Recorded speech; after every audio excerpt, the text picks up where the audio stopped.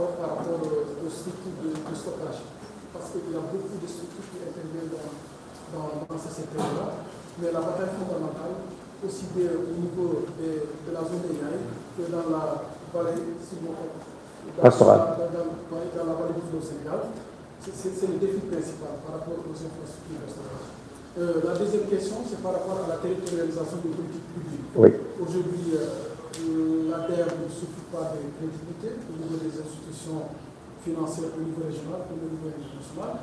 Est-ce qu'aujourd'hui, il n'est pas important que l'ADER se positionne comme étant un intermédiaire pour les organisations paysannes de la vallée et pour les collectivités territoriales en matière de création de financement? Et la dernière question, je pense qu'on l'a posée par rapport à quel sera votre positionnement par rapport à l'annonce du président de la République sur les emplois et sur le monde. Merci. Trois pertinentes questions. Pour la première question, hier, nous avons travaillé jusqu'à 21h ou 22h même sur la question justement des infrastructures de stockage. Depuis un an, mes équipes et moi-même réfléchissons à mettre sur place des hangars de stockage à sec comme à froid.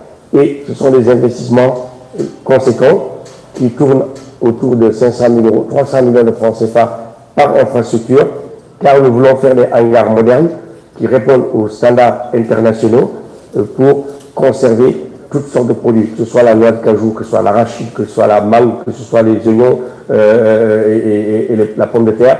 Notre objectif, vraiment, c'est aujourd'hui d'aller sur une phase pilote de 10 hangars, 6 secs et 4 froids. Et ce sera fait très, très rapidement. Je crois que les équipes et nous-mêmes et des partenaires extérieurs comme Shelter for Life, qui travaillent sur l'Anacar, c'est une ONG américaine, et aussi le US Africa Development Foundation, un de nos partenaires avec qui nous avons un partenariat de 10 millions de dollars.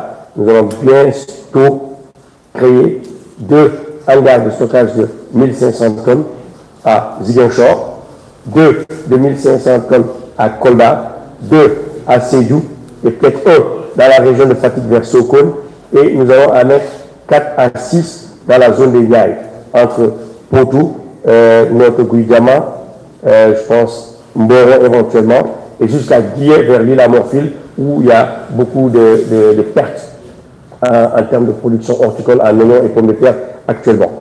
Notre objectif vraiment, c'est de contribuer, comme vous l'avez dit, à la structuration de cette chaîne de valeur agricole qui nous permet de produire, de conserver, de transformer et de consommer, et éviter l'importation de produits agricoles et horticoles. Et pour cela, nous avons mobilisé des ressources importantes pour le faire très rapidement. La deuxième question que vous avez posée, c'était relative à... Par rapport à la territorialisation. Exactement. Aujourd'hui, effectivement, nous avons mis en place nos points focaux départementaux, mais avec l'annonce du chef de l'État, nous allons ouvrir un bureau dans les 45 départements du pays, et nous sommes déjà des acteurs clés de la territorialisation des politiques publiques, dans le sens où nous travaillons avec les gouverneurs, les préfets, les présidents de conseils départementaux, les maires, avec qui nous avons déjà des accords de partenariat économique qui nous permettent de faire du cofinancement à travers des mutuelles d'épargne et de crédit, des fonds créés, mais aussi l'ADER se positionne cette année comme un véritable acteur de développement économique régional, d'où notre nom, l'ADER, pour essayer vraiment d'accompagner le développement des territoires avec les infrastructures de stockage, comme vous l'avez dit, les infrastructures de conservation, les infrastructures de tourisme, les infrastructures hôtelières, et aussi développer tout ce qui est industrie culturelle et créative, et aussi nous adresser aux spécificités régionales et économiques de chaque région.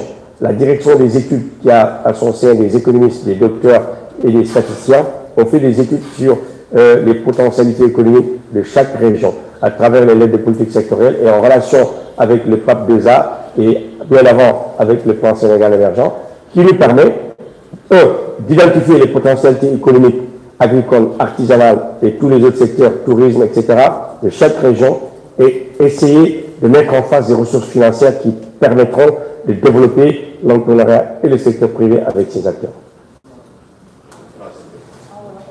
Troisième question, j'ai déjà répondu. Ah voilà.